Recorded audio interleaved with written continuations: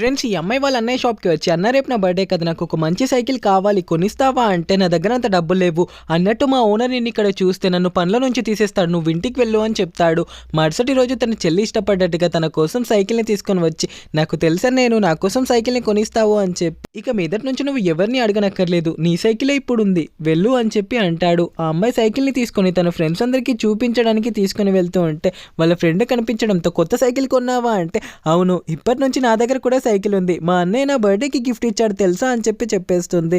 అయితే నాన్న నాకు ఆ సైకిల్ కావాలి అంటే, ఆ సైకిల్ బాగోలేదు, నీకు మంచి సైకిల్ కొనిస్తా పద బేటా అంటే, లేదు నాన్న నాకు అదే సైకిల్ కావాలి అంటే, సరే బేటా నేను తీసుకొస్తాను ఉండు అని చెప్పి, ఒక్క నిమిషం ఆగు, ఆగుమన్నాను కదా అని చెప్పి, నాకు ఆ సైకిల్ కావాలి, ఎంతకి ఇస్తావు అంటే, నేను ఈ సైకిల్ ఇవ్వను, ఇది మా అన్నయ్య నా బర్త్డేకి గిఫ్ట్గా ఇచ్చాడంటే, అయితే నాకేంటి, నువ్వు ఆ సైకిల్ని నాకు అమ్ముతున్నావా లేదా, నా కూతురికి నచ్చింది ఇవ్వు అంటే నేను ఇవ్వను అని చెప్తున్నా, కానీ ఇవ్వకపోతే బాగుండదు, ఇదిగో ఈ డబ్బులు తీసుకో, నువ్వు దిగు ముందు అని చెప్పి ఆ సైకిల్ని బలవంతంగా వద్దని ఏడుస్తూ ఆ సైకిల్ని పట్టుకున్నా, కానీ ఆ చేయి తీసే బేటా అని చెప్పి తీసేసి అక్కడి నుంచి సైకిల్ని తీసుకొని వెళ్ళిపోతూ ఉంటారు. ఆ అమ్మాయి వాళ్ళ అన్నయ్యకి ఏం చెప్పాలో అర్థం కాక ఇంటి బయటే ఉండి ఏడుస్తూ ఉంటుంది.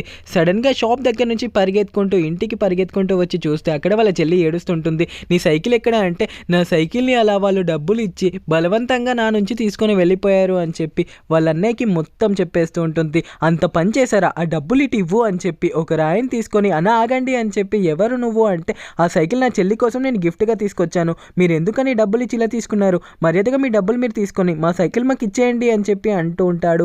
దాంతో నువ్వు దిగుతావా లేకపోతే ఈ బండరాయితో కొట్టనా అని చెప్పి అక్కడి నుంచి సైకిల్ని తీసుకొని వెళ్ళిపోతూ ఉంటాడు. మళ్ళీ సైకిల్ని తీసుకొని ఇంటికి వస్తూ ఉంటే తన చెల్లి చూసి చాలా సంతోషపడుతూ ఉంటుంది. మీకోసం ఏదైనా చేసే మీ బ్రదర్ నేమ్ ఏంటో కామెంట్ చేయండి. For more videos subscribe.